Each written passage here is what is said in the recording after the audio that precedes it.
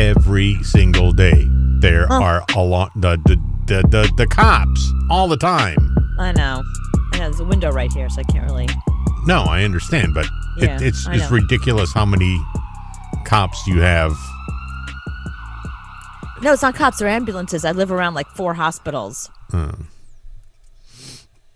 there's nobody on the street. They don't need to use the siren. Just use the lights. I know. That I don't understand. They just like to annoy people that live there. Apparently. Does it go off in like 3 a.m. too? No, Right. it's not like a siren. It's not like the fire department. It's just ambulances rushing down the street Right.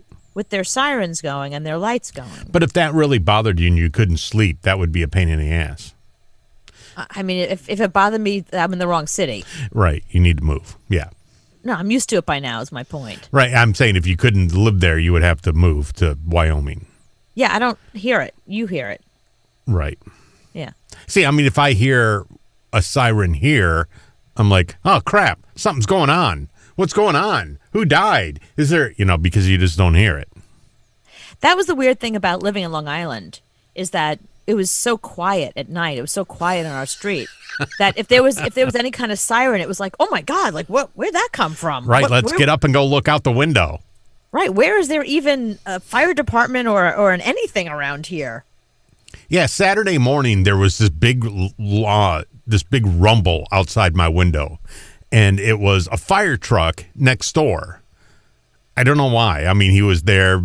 Probably somebody passed out or they lit a fire. I don't know. But that woke me up and I couldn't go back to sleep because there was a fire truck, quarter of a mile away.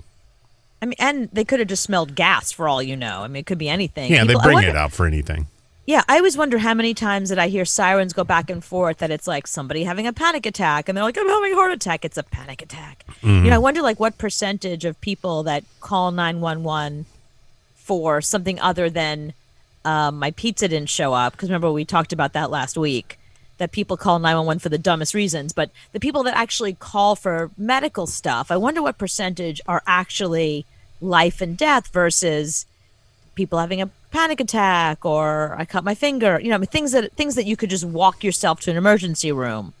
Yeah, and the bad thing is they have to bring out the fire truck for that. Oh, for the panic attack. They bring it up because that's the first thing they send out. That usually gets there before the ambulance. Is that because that's where the paramedics are? Yeah, I don't know. It's just a habit that they send that thing out. So, like Saturday, it could have been anything, and they sent the big fire truck out. So, that's not cheap.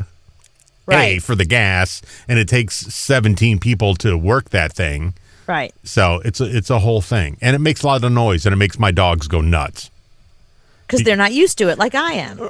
Right? They see dogs see a fire truck and they like it anyway, and they just go insane because something's going on outside. But not my dogs. They hear a fire truck or they hear a siren or an alarm, and they have no reaction whatsoever. Like, yeah. Right? Are we going out? Is there turkey? If your dog, all they want to know: can I sniff a tree? And are you feeding me something? If your dogs got upset about a siren, you would be screwed. Yeah, I'd be in the wrong I'd be in the wrong city. You'd have to move for your dogs. But it's funny how that happens. Like you no longer hear certain sounds. I remember my very first radio job.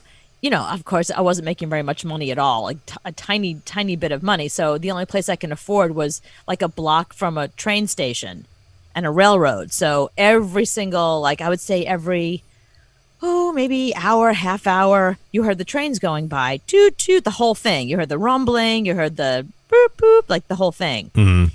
It took me a while to get used to that. I mean, there were definitely nights I'd be laying in bed, I'd be like, here it comes. I'd hear the rumble. Okay, here comes the horn. Boom. I'd be predicting it. And I was thinking maybe 8 months in, I was actually genuinely tired and just slept. And I did not hear the trains anymore. And then people would come over to see my new apartment and to visit me at my radio station. And they'd be like, how do you sleep with that rumbling in that train? I'm like, I don't even hear it anymore. Took me a while, but it's like white noise now. Yeah, my niece works at CVS. So every time the phone rings at CVS, you hear one pharmacy call, one pharmacy call, 2 pharmacy calls, and it's the ring and then that, and it goes nonstop. So the 5 minutes I'm in CVS, it drives me insane because it just goes nonstop. But she's there 10 hours a day. Right. And she doesn't hear it at all. It's kind of like marriage. You know, after a while, like your spouse's voice is just white noise. It's just eh, eh, eh. You don't even hear them anymore. So that's how Joe stays with you.